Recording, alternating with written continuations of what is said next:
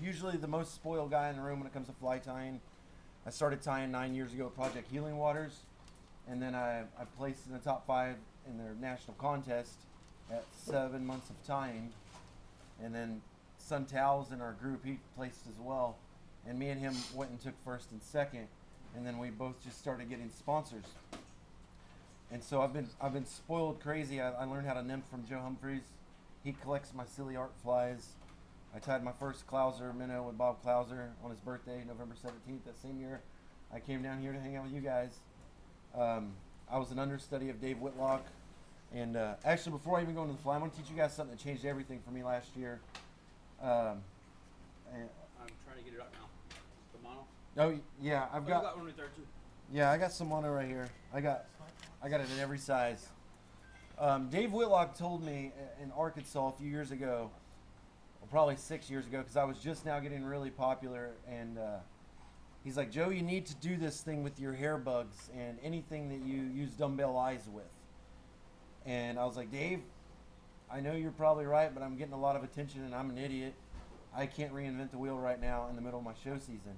And then I forgot about it. And then we lost Dave. And his understudy that spent probably $40,000 over 5 years flying from New York City to Oklahoma where Dave lived and staying for a week to learn all of his secrets, because he's 89, he's getting up there. He made me and my friend Jeff sit down and do the Dave Whitlock Hard Mono Foundation. And I went from tying a deer hair bug, as one of the more renowned deer hair guys. I was tying a hair bug in like a half hour to 45 minutes. And then I started prepping my hooks with Dave's Hard Mono Foundation. And it made getting my stacks, my dots so perfectly in line every time that I cut it down to 15 minutes.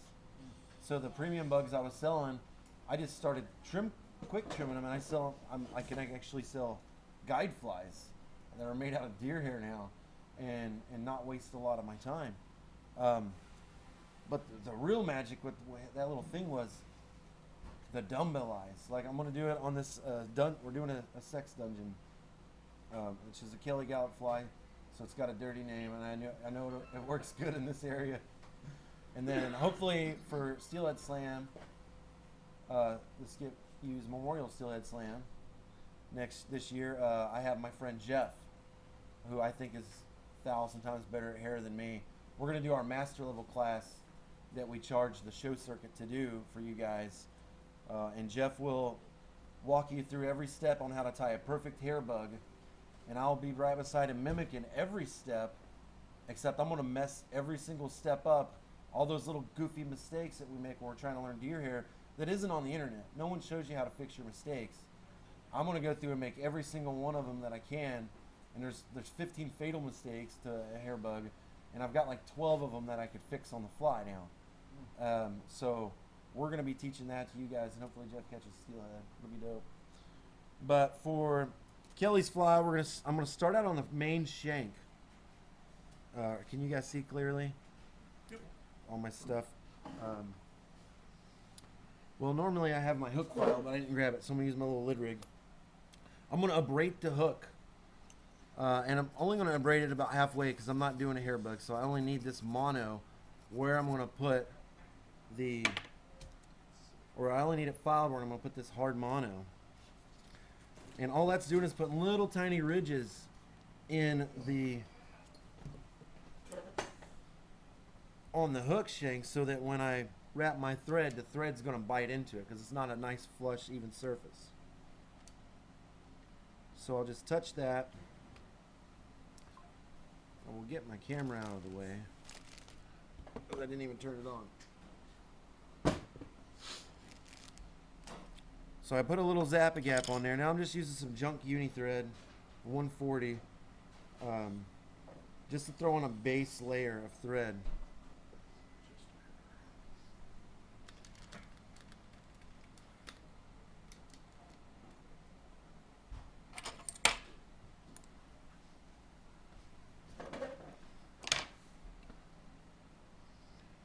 So I got my base layer down.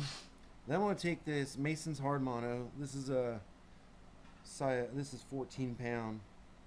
Dave was very very adamant that we use Masons, and then I just tried to use all my junk saltwater tippet, and it didn't really work out as good.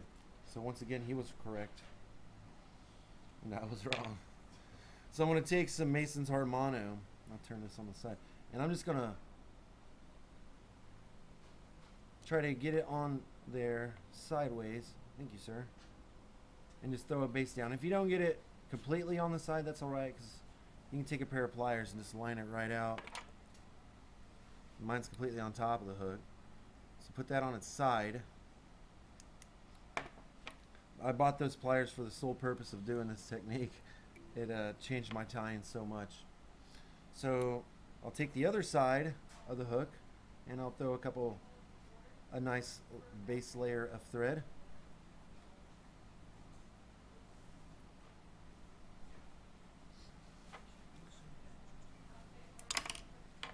Oops. And then I'll flatten it out. That thread should hold because I just put zap on it.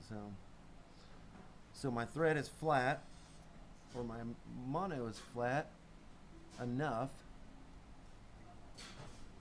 Just so we went from having a round shank to a tabletop to tie on. So I'm going to saturate this. You don't want it dripping, but you want all the thread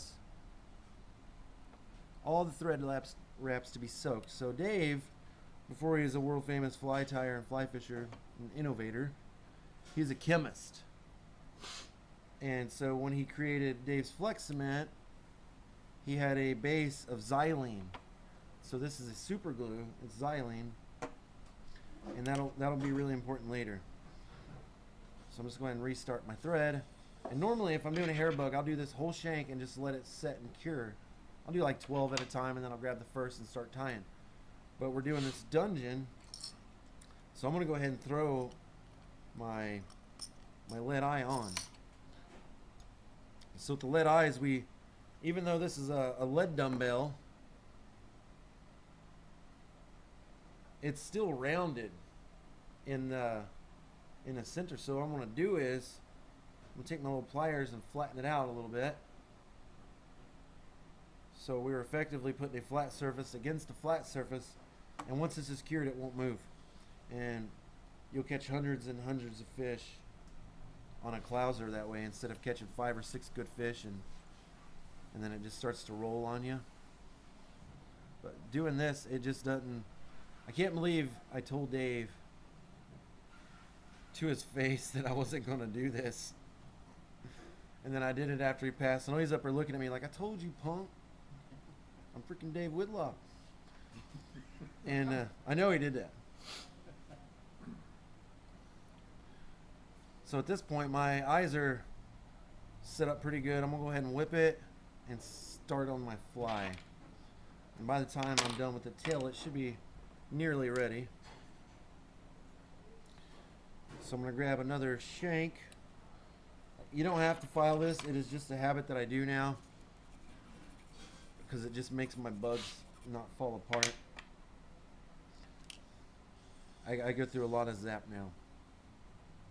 And I don't get paid by Zap at all, or I don't get it for free. I still buy it retail, so I'm not trying to sham you.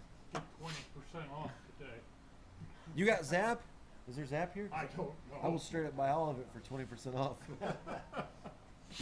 What about Gorilla Glue? Well, here, let me throw this thread on there real quick, and I'll explain why it's Zap. So when I do my deer hair head on this gallop fly, which is it's got a little shovel head on it, and it's just to push water, and it just makes that fly move good. The water will go around the head, which is really stiff, and then you got feathers pretty much that it collapses back in on, and the water will do it really hard because it's going to any void, and it's going to make that fly swim, which is the beauty of Blaine Chocolate's Game Changers. So Dave, being a chemist, he does Dave's Flex Cement, which is not a normal Flex Cement, and its base is xylene, just like the base of this. So when we have our hard mono foundation, we're stacking deer hair on it, and we're done, and we got it all trimmed up, and I put some of this on the belly of it to soak into it. It gets all the way down into the heart of that hook, and then it re-wets the Zappa gap and becomes one with it. So now your thread base, your hard mono, all your thread wraps, and your deer are one. And I've got 150 bass off one hair bug. So when I'm on my boat, I have one hair bug that I fish until it's dead, just because I'm a nerd and I'm wanting to see how long it'll last. And I'm at over 150. I don't have my tally marks with me, but it's on my boat, and it's insane. And you guys ever fish for jacks? And down in the, you know how? Jack loose. Yeah. So you'll catch a jack, and if you're using like that, if I was using this massive rat, the way it's tied right now, and I got a jack hit it, and I missed the setup. This would be no good to fish anymore. Yeah. So this would have not even caught me one fish. It would have got me one attempt at catching a fish. Using these two things with my hair and some streamers that I use it on. I have a friend down in Alabama that's getting 5 jacks off one of my hair bugs. That's the max, 5 jacks off one hair bug. For you guys don't know, bluefish, they have teeth like Razors. nothing else. Yeah, I mean, you'll come back like this here if you can mess around. Yeah, so this little thing of razors I have right here is just all razor blades. You can put your hand in here and just do that for 4 or 5 minutes and roll your head out. That's what a jack would do to your hand. And we're catching 5 hair bugs off of it. Not doing my technique. It's 100% the hard mono, because this dude's been buying hair bugs from me for years, and he's just like, dude, we would go from 0 to 1 fish per fly, and now we're getting 3 to 5. 5 is the max. That's not the average, but the important thing is he's getting more than 1 fish on it, because I charge him $20 each for those flies. So I'm going to take 2 clunks of marabou plume. If you guys use a lot of marabou, and I mean I don't get paid, but I do get this stuff at a discount. The Fish Hunter marabou from Nature's Spirit, the 1 ounce, like I've been using this for 3 weeks, and that's how much marabou comes in, and it's like buying 4 packs of marabou, but you get like 20 regular packs of marabou in it. It's pretty cost efficient. So I'm not exactly going to line these up. I normally use 1, but any callip fly kill, he says to use 2 plumes of marabou. And I'm a really, really sloppy tire. So I'm just going to slop this down because no one sees inside the fly. And it is irrelevant. How long's that tail, Joe? It is a shank and a half. And I'm tying on a size 2 hook right now. Size 2 K12ST partridge hook. Next time I'm down here, I'll tell you what size that is in Arex, because I just joined up with Arex. Now at this point, I need my wire, which I didn't get out. Anyway, do you have any regular wire? I don't want to dig through my crap. I think y'all's cold's getting to me, and it's only 6 degrees colder here than it is at home. But the 6 degrees is a lot. I'm out feeding my chickens yesterday before I left, and it was good. I have a couple little babies out there that were hatched a little late, and I get up this morning, and I'm like, all right, I'm going to go outside. And I was like, man, I'm going to take I left my truck running the entire time I took a shower this morning. I was like, holy crap. It's cold. So I got some wire. And I like to usually pull off a little bit to do at least 3 flies at a time. And if you have a spare bobbin, you can throw this on a bobbin and you'll save a lot of material. I'm all about those saving money hacks.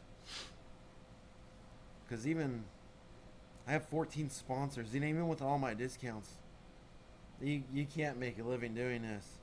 If I didn't have 100% VA pension, I wouldn't be here right now. I'd be sitting in my cozy house not doing nothing. Wishing I was out there fishing, but I'm too poor for it. So you guys are all locals? Yeah. Within 2 hours. Alright, I need to get all y'all's contact. I was talking to my buddy last night. I was like, man, every time I go to Erie, it's cold. I want to go fish smallmouth and trout in the summer. Right here and then in the spring. That's what's up. And I've got a 22-foot bass boat. I don't mind pulling it everywhere I go. If there's places I can put my bass boat. I don't know if Erie would be good for that. Oh, yes. Go ahead. It would? Oh, yeah. Okay. They have bass tournaments up there now. Oh, that's what's up. They just did the bass tournament this past year, 2 of them, Yeah. Really? right on Presque Isle and Oh, that's out fun. on the lake. It's been proven it's And if definitely you're bass. smallmouth stream walking in the spring, That's what's up. That's my favorite thing in the world. I use these little mup frogs, man. through here, Little tiny deer hair things. About 400 yards that way. favorite times of year. Woo! All right, so I got a tail. I got a hard mono foundation, a body of thread, some UV polar filler flash. Just any flash will do. You can use cactus, chenille, whatever. I like this because it's a little straggly, and you'll see when I palmer all the stuff through, I don't care if I grab some feathers. I don't care if I grab some of these. It really doesn't matter. If I take an extra 3 minutes trying to make it perfect, I'm going to catch the same amount of fish, and it's going to fall apart at the same time as if I just whip it through. So what I'm going to do now is I'm just going to palmer it forward. I am very meticulous about making sure everything goes backwards though. So between every wrap, I will pull it back. Something Kelly does after 2 or 3 wraps is he'll pinch it and pull on it real hard and lock it in. That's a good habit to get into. Threads in the way. So pull it back, palmer forward.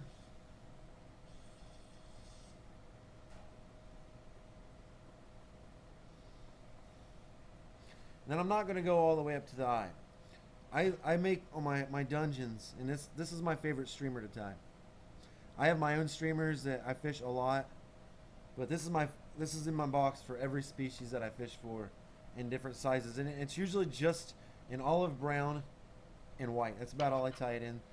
If I'm going out with some crazy dudes down in this, like Alabama, where I own chartreuse or nothing, I'll tie some fluorescent yellow ones just to be a smart butt. But so I'll pull all that back and grab as much as I can. Now we're left with our wire in the back, and we're just tying a woolly bugger. Show's over. I'm gonna try to find 2 feathers that the barbels are bigger on one than the other. And with schlopping, it is tough because this guy looked teeny and it's longer than this one.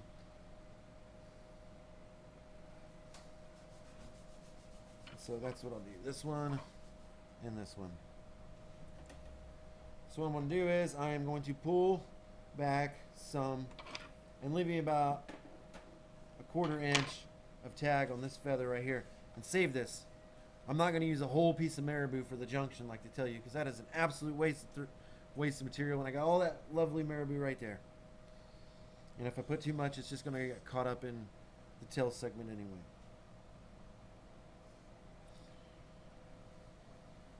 So I'm going to go ahead and tie this in. And when I tie my feathers in, I've got it right between me and the hook. And I'll just grab the tip and walk backwards.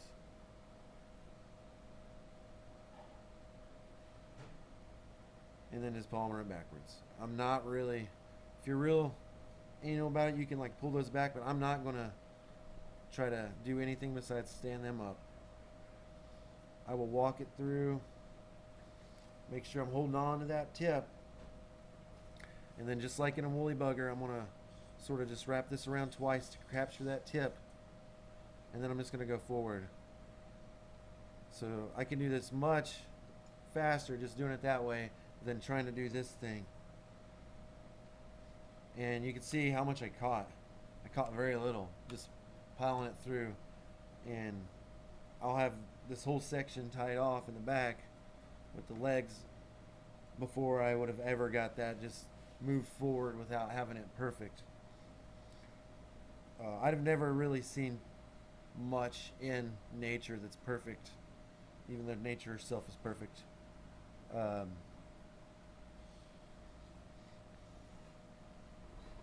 Helicopter that off. Cut this because I will forget to do it, and then it'll be in my cell bin, looking goofy from the rest. Now this, I whip finish just about between every step. I lost the thread. I broke the thread. That's why I don't use uni, man. I hate uni thread. But Simperfly thread's too expensive to use for everything. Have you guys ever used Nano Silk thread? Oh, yeah. Oh my gosh, it was another game changer for me. GSP all the way. This stuff. And you guys knew Chris Helm? He's an Ohio deer hair guy, like a legend. So I accidentally put a shank and a half of marabou on there when I meant to put just one shank. So if you ever do that, to fix that, take your scissors, pinch the tip. Thanks, Chief. Pinch it where you want it to be. I want it to be right there. And don't cut them. Just grab it and give it a haircut. And you don't need it to look good. It's a military barber. You just don't want them to be straight. But there, I fixed it. It's a good little sweet hack that it's OG. You guys probably already know it. And then I'm going to put my legs, which I've buried again.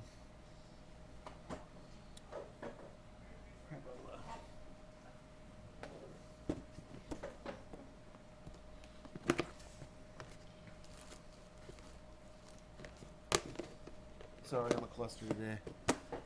I'm not even up by this time normally. Oh, that'll work. Hold on. I know I brought them in. They're white. Oh well, they're probably on the floor. So I got two ways to tie these legs in.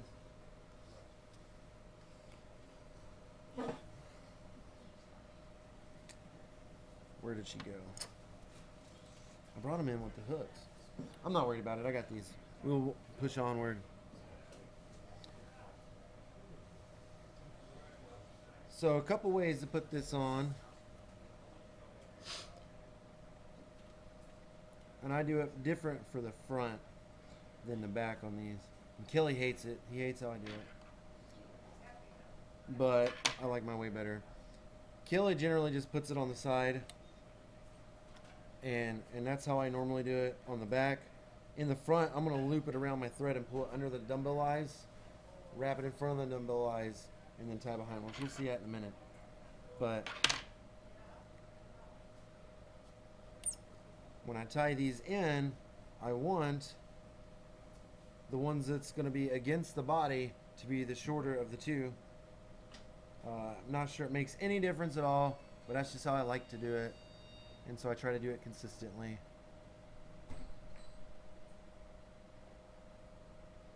And you want to pull that, you want to pull this back as tight as you can without breaking it, because it's going to make your thread dam on your head a lot smaller.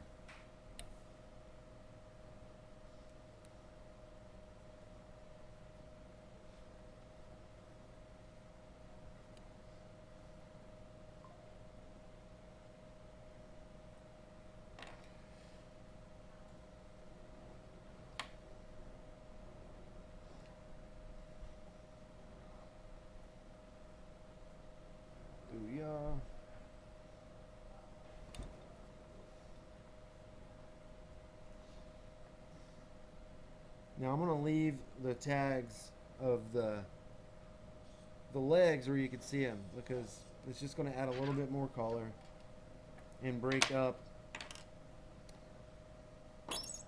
the head color. It's way worse on this side. Doesn't need to be perfect. It's a guide fly.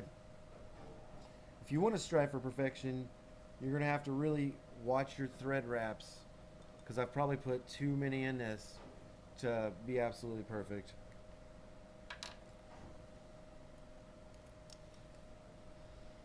Throw some of the xylene on there, or Dave's Flex Cement, and I'll leave it in the vise for a moment. Then I'll take my wire. Do not use your scissors like this, because they will tear up really fast.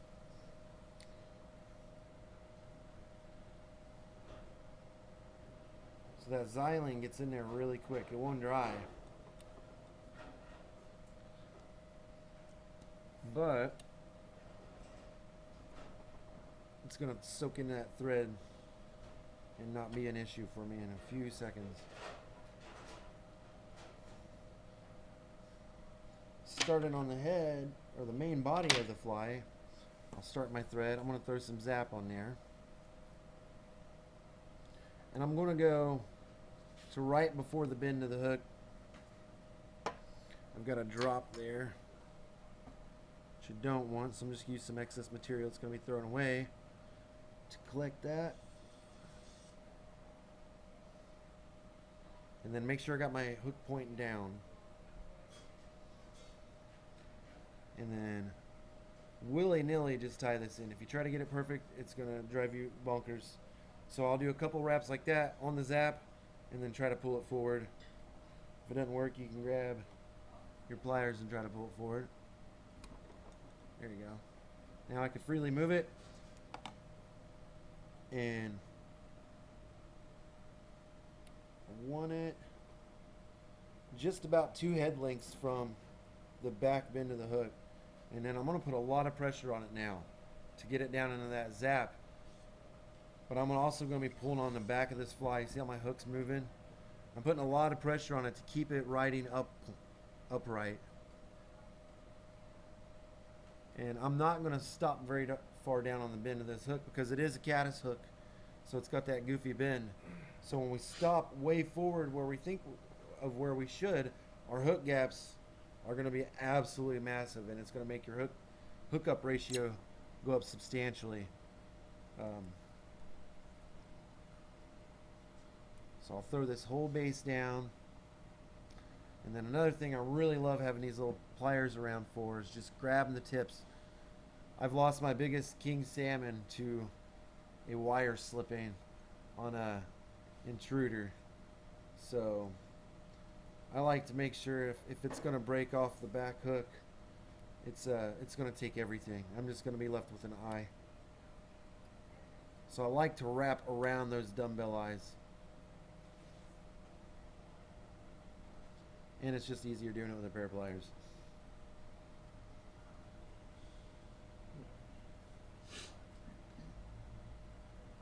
Now we got this awful looking mess. And it is as it should be. I'll go back to my tie-in point. I'm going to take the junk marabou. That's not my marabou. That I had cut off from earlier. I'm just going to rip off one side of it and then fold it in on itself to where I got just a little plume of material that usually goes in the trash. Do some loose wraps, capture it all. If you got pieces of the rachis in there like I do, you want to cut that out. I don't care if it's sloppy and messy in there, but pieces of the rachis are just a little excessive. Now I'll pull off this other side. And one side of the marabou is always shorter and longer than the other. Crap, I'm not at home. I can't throw it on the floor. So I'll put this one on there. There's a little piece of the rachis again.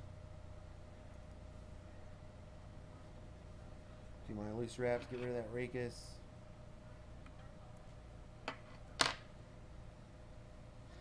Which is just a fancy word for stem. If any of you guys, I'm sure you guys have hung out with Tom Herr. So if I say stem around him, he'll be like, "It's actually a rachis." Yeah. I love Tom. So we got 2 chunks of marabou, and I've actually lined them up really well. But if they don't line up, you can just pull them both up, pinch it just like we did on the tail, and equal those out. Because right there, it will, if you've got more on one side than the other, it will make your bug be wonky and fish sideways, which isn't desirable.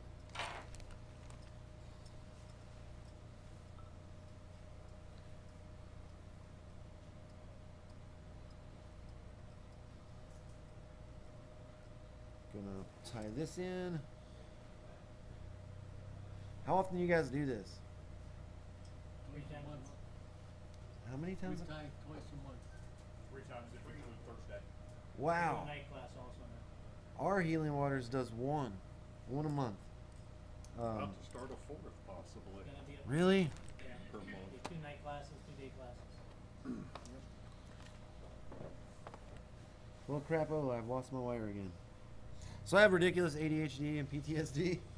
So I lose everything. But if you lose your stuff, you can use other things. So I'm gonna use this thread. Hold on. I can use this thread.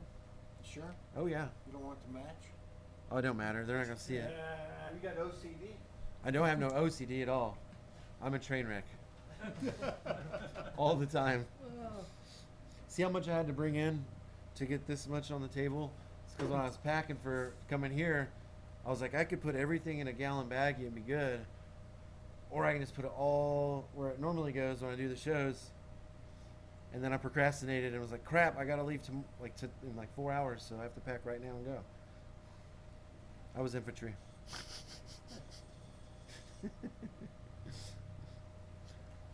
So we're gonna do exactly what we did and just palmer it forward. I'm kind of gonna speed it up so maybe we could tie a mouse or something. I figured this and mice is probably what you guys would use more than bass bugs. And then that's why I don't use hairline products. Yeah, it just unfurled on me. Oh, I can't stand hairline products. But I really, really love this copper gold color. So, if it unfurls on you, there's really nothing you can do. You just have to back up and not buy hairline stuff. So They'll see this video by tomorrow morning. hairline wheel, Bill's fine. You guys know Chuck Feremsky? He runs the big shows. Yep.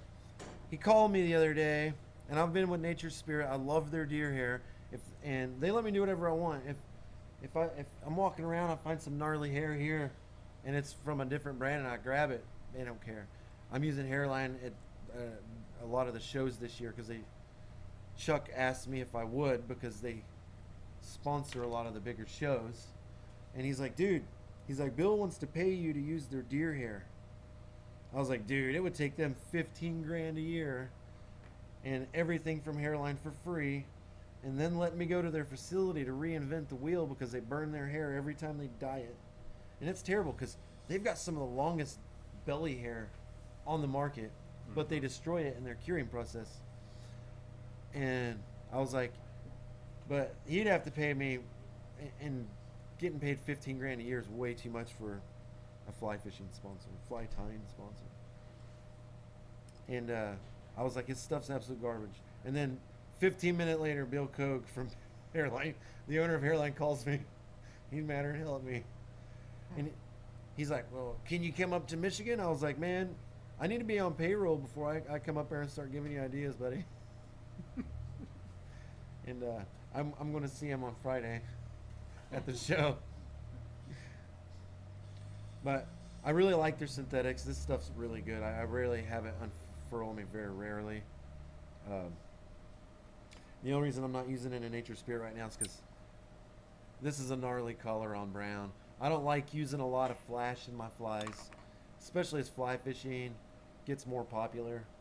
If I go to a river and I see 5 or 6 guys already there before me, I'm fishing 0 flash, man, or the bare minimum. And that's because I'm a nerd.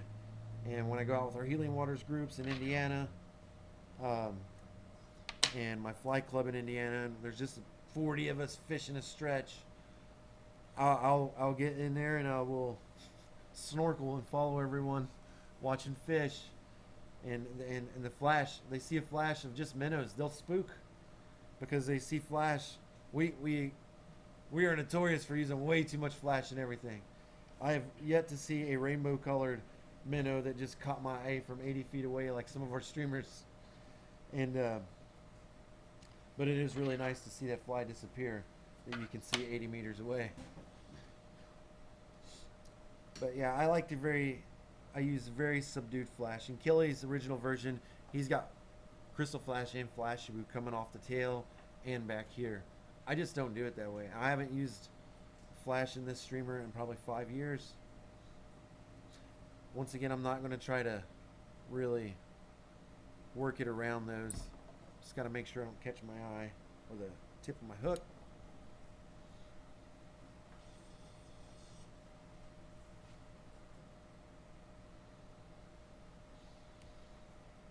I broke it. I think I broke it in time. Yep. It's hard to commit because I don't know if it's going to pop off. Anyway, I broke it. So if you break your tip of your feather when you do your wrap like that, I did that one because I was probably pulling on a little too hard. You can straight up just keep pulling this forward. You can go back and then go forward again and make this thing utterly bomb-proof. So this has got a hexagonal pattern on it now. So I crossed forward, crossed back, and then I went crossward again. And it probably was pretty good, but I'd hate to have this as my last fly on the river and then catch a fish on it and then my hackle just be hanging off this way, you know? I tie way more for durability than being pretty, even though I tie pretty flies. The only reason I got guides and buying flies from me is because they only have to buy them from me once a year. I just think durability is way more important than a pretty fly.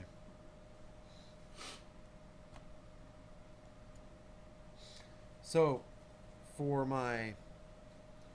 the way I do this, I'm going to bring my thread right behind the lead eyes. I'm going to come up. Oh, no, I'm not. I'm going to go underneath of it from the top and pull it straight back and then do a couple loose wraps. I will give it a little bit of a flare, but I don't want to put too much tension on that because I'm just going to line my legs up manually. Instead of trying to sit there and get them to set perfectly. I bet these are hairline legs, aren't they? I'm sorry. Capture that foot again. I like doing it like that because it gives me a little bit of a cushion for this front deer hair, because I don't want deer hair on the belly of this fly. I have a lot of people ask me why I leave the threads and the hook exposed underneath here, and I have so much thread and then the hard mono Zap-A-Gap that this is not an exposed hook. It's also why I use red thread on this particular fly, because it gives it a throat without me having to do anything extra.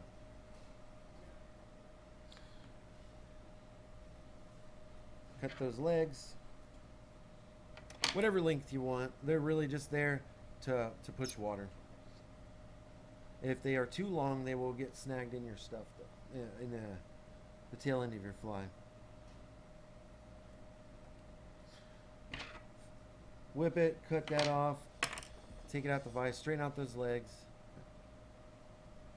Not too hard. You'll rip them like I did. Then at this point, if you took cactus chenille and palmered around it, you have a circus peanut. And I love fishing those for smallmouth, really fast water. With circus peanuts, I generally just tie with a shank on the back instead of a hook. If you do the deer hair, you got yourself a dungeon. Just call it a dungeon. Put a drop of Zap, and then I'm going to move over to some 300 denier nano silk. 1-aught, yeah. Secret squirrel stuff. We've got 400 denier that me and Jeff are field testing. Jeff's pro for Semperfly, and I'm not.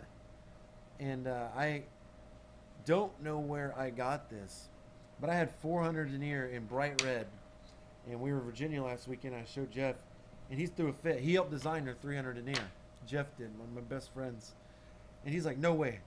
And he was like hurt. He's like, why did they have me help him design 300 denier if they already have 400? I'm like, I don't know. So he got butthurt, and he called our buddy Gary Barnes out in Idaho, who's the distributor for Semperfly.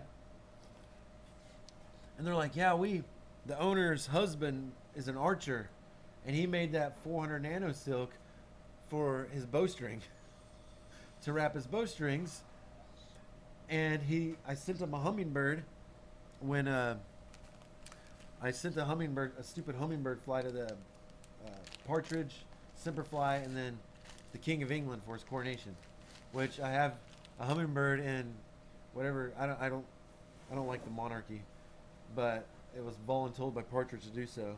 Which is another reason I quit partridge. You're gonna tell me I'm gonna send a fly to a freaking monarchy? I was about to start dropping F-bombs. Good. So I did a good job. Good catch, good catch.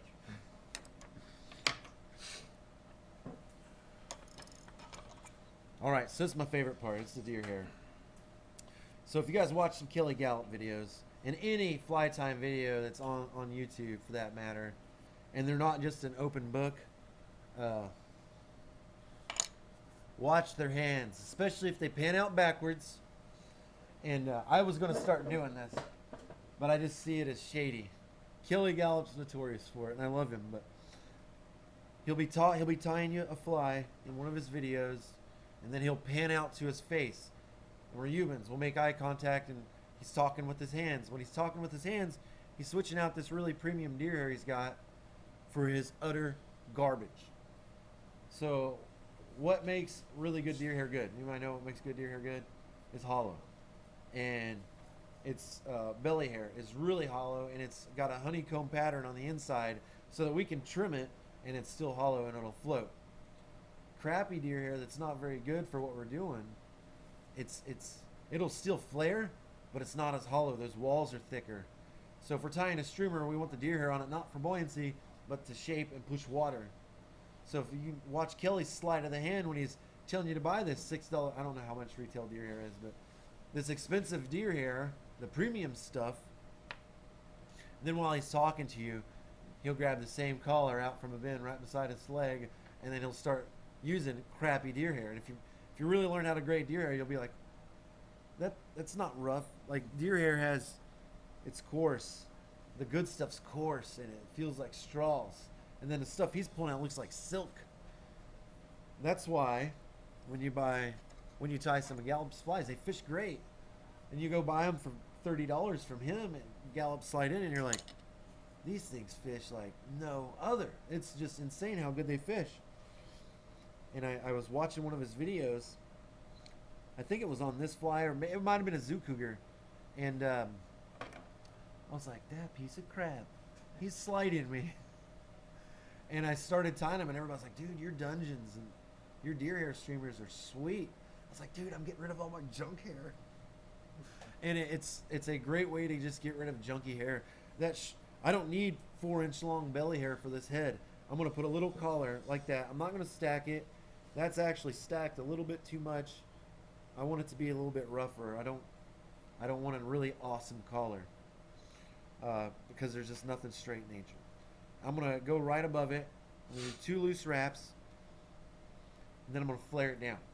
Now, if you have trouble not getting it to stay on top and it walks over, and you can use this for elk hair caddis too, you can do a loose wrap around the deer hair and then pulley system it down. And then you want to gently flare it for a minute. You can let go and then pinch aside, pinch the crap out of it, and then just flare it.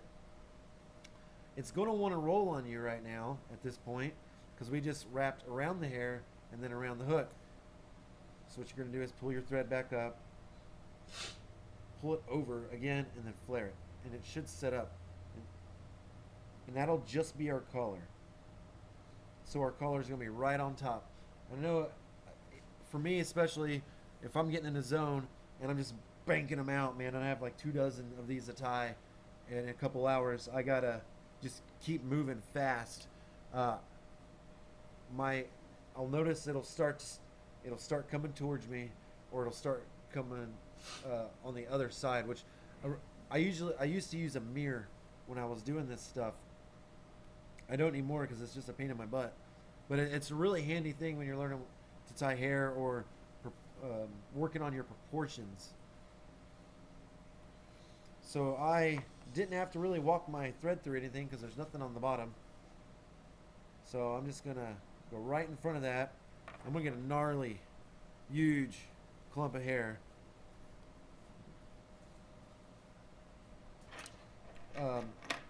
Trimming the crappy junky hair for this is rough.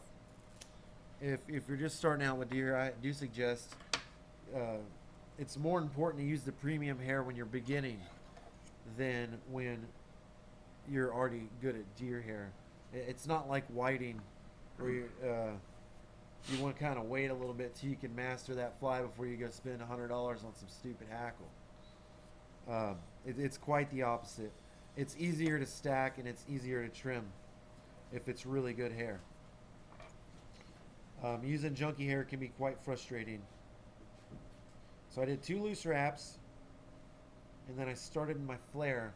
At this point I can let go, but I want to make sure there's weight on the bobbin and it's not just sitting on the desk. I want to make sure I got it good on both sides. Now I do want this to go down by the eyes a little bit, so I'm just going to right in the middle of it press down and then flare it really hard, and that should bring it down equally on both sides. I got a little extra there. It's not a big deal as long as it's not going under the eyes. Then I will pull it all back and just go right in front of it.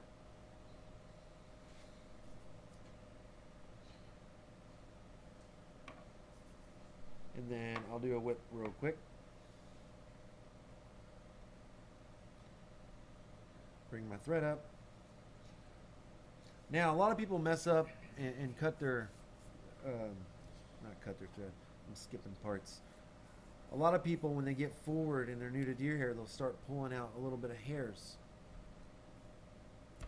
Like that, accidentally. And they think now that we're whipped, that you just can't go back and throw that thread base on there again. Because if you pull hairs out, it's like having a bundle of straws. You wrap some thread around, you pull 2 straws out, you got some thread that's just going to be hanging out, not doing its job. You can just go back, do a couple loose wraps, make sure you didn't capture too much. I already had some captured there. And then flare it again and just re-suture that in. There's a weird stigma with deer hair that everybody just questions me on that every time. Every time I, like, the weird hacks. Like, there's some, I'll show you a sweet hack for when you break your thread here in a minute. So we're at our nose. This is the hardest part of the deer hair, is the nose, always. I'm going to sort of tilt my bug up a bit. Just because it makes it a little bit easier. And I'm going to take a tiny little clump. You can see all right? You good? You need me to tilt my vise? No, you're good. There you go. Is that better? You guys can tell me. Oh, that's good. I'm cool. I mean, you guys can throw rocks on me and I'll be like, oh dang. Just tell me what to do.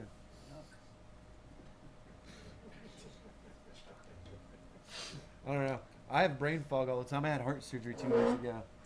The COVID vaccine tried to kill me, and I have this weird. It was weird in Denver last year. I did this show, and I was doing a paid class.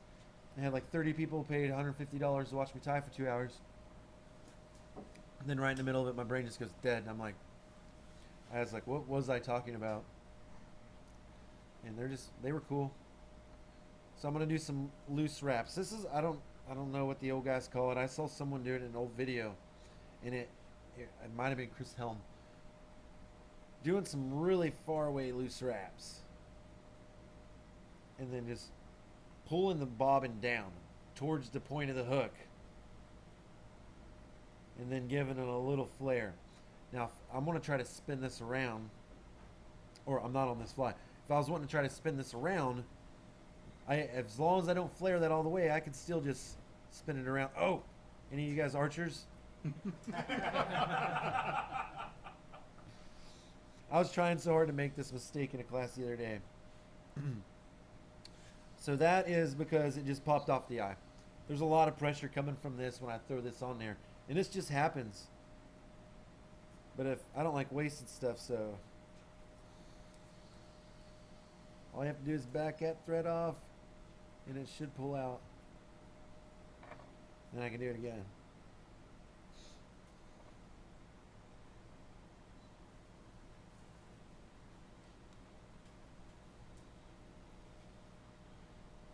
Do our little elevator. I'm not going to spin it this time. But if you wanted to, all you had to do is this. It's not doing it. So if you do that and it won't spin, back off twice, grab it and twist it. You don't have to be nice to deer here. Those goofy art pieces I have in that box down there that people think so great. You wouldn't believe the dumb crap I do. I mean, it's there's a lot of thread control involved, but I'm using my hands a lot to do that stuff.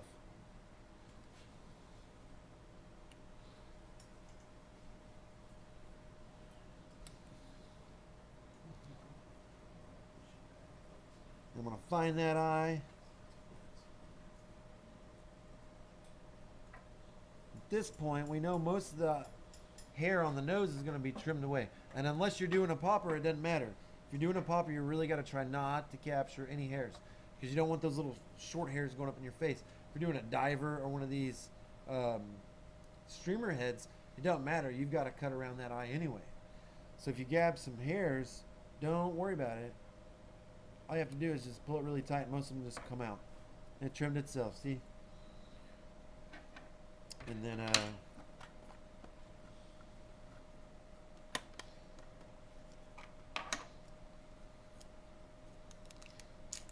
little razor blade. One day when I get bored of fly tying, I'm going to make knives out of like blacksmiths. So I've got probably 7,000 of these high carbon steel blades. It's at home, just in little boxes, that I'm going to take a bunch of hooks and I'm going to try to make, when I get enough to do 5 blades, I'll start learning how to do it. I'm going to freaking make 5 blades out of all the razors I've used since I started tying 9 years ago, and then keep one, sell 2, and donate the rest of them to Healing Waters for auctions after I go on a tour and promote the crap out of it.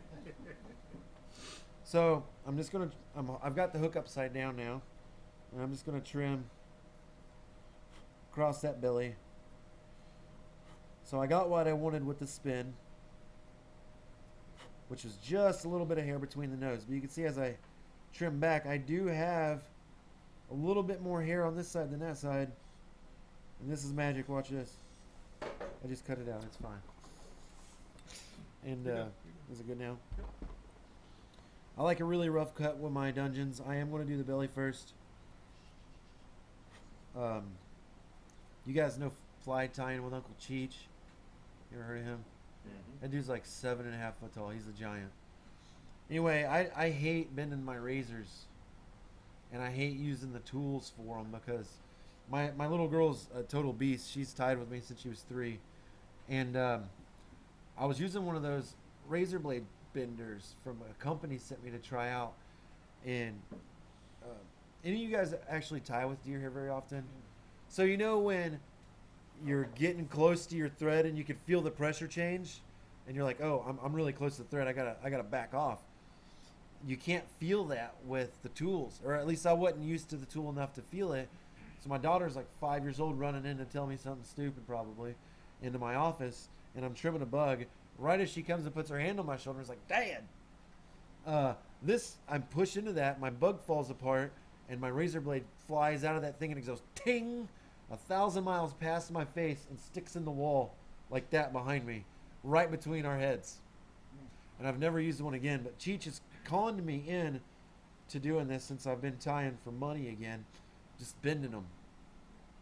And what I do is I'll take one side and put it on the eye.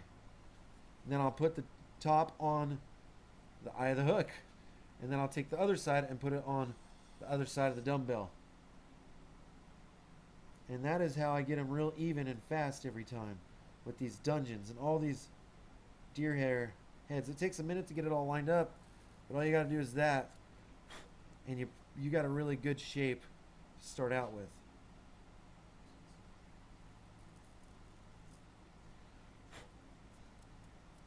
Now, all we got to do is trim it up. He's got a goofy little mustache going on.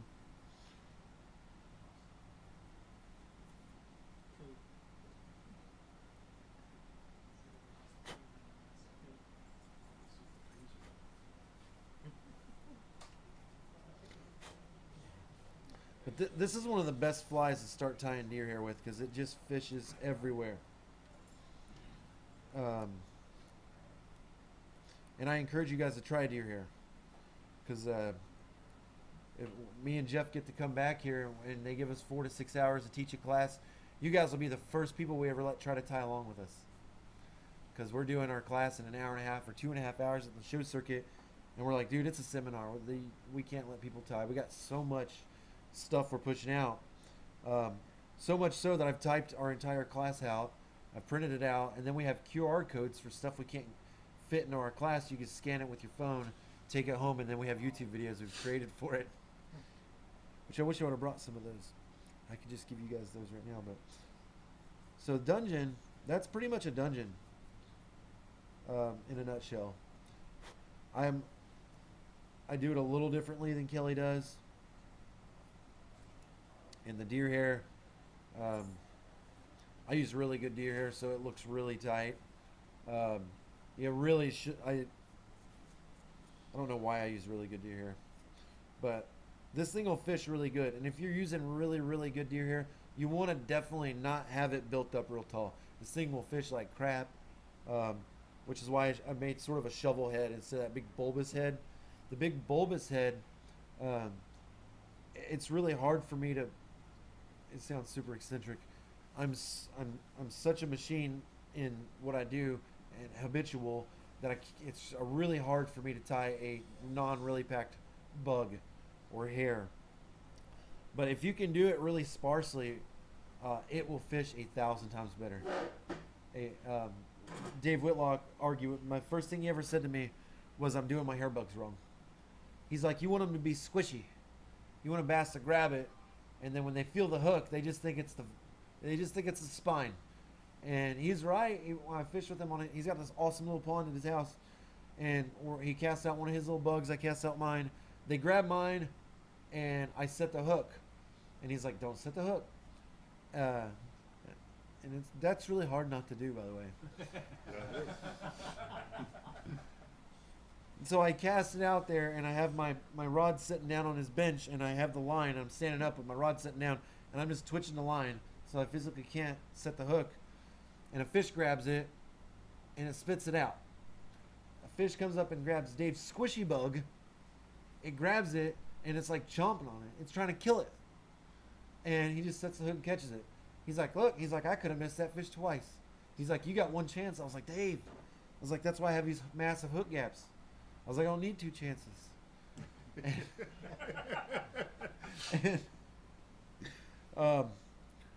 But hook gap is what I was getting at. They're so important. And if you're struggling getting those really, really tight bugs, don't worry about it, because I get told by half the population I'm doing it wrong because I pack them really, really tight. And that's because I'm aiming for durability. I'm usually going after predator fish. I have flies in Tanzania for tigerfish and Payahibra in Peru, vampire fish. And they get them from me or Jeff because they know they're going to spend a lot on that excise tax getting them there for one. And I'm not paying it. They're going to have usually a $200 order to go to Tanzania is $250 to ship it. And yeah, I've had a dude from Kenya come in. His name's Blade. This is his real name, Blaede. He's 6.5 foot tall European dude that guides in Kenya, and he's like 1970s European. He's younger than me. I'm 40. His shoes are pointy and like this long. I'm pretty sure if he like stubbed them, they would curl. And he's super eccentric. But this dude will fly to Indiana from Kenya to buy $500 worth of flies so that he don't have to spend the $1,000 excise tax to get it back there. And he's never sent me a freaking picture of a fish. I was like, "I'll give you the flies if you come here and give them. If you the tiger fish, dude, they're, you know what I'm talking about? They look like a striper with conical teeth that are that long." I'd let one bite my ankle to catch one. You know, they're awesome. And I have to order. I have no affiliation with Kona hooks, but they're the only hooks that'll penetrate their half-inch bone mandible. Yeah. Oh man, $6,800 to do it. I'm not quite there yet. How long can I stay here and tie? Till tomorrow. I have the entire day. And I'll go ahead and stop this one, and then we can reset. and does do whatever anybody you want. got any questions? Do you use beads at all on I the do pliers? use beads a lot of the times. I shortened this up because I forgot everything in my boxes today.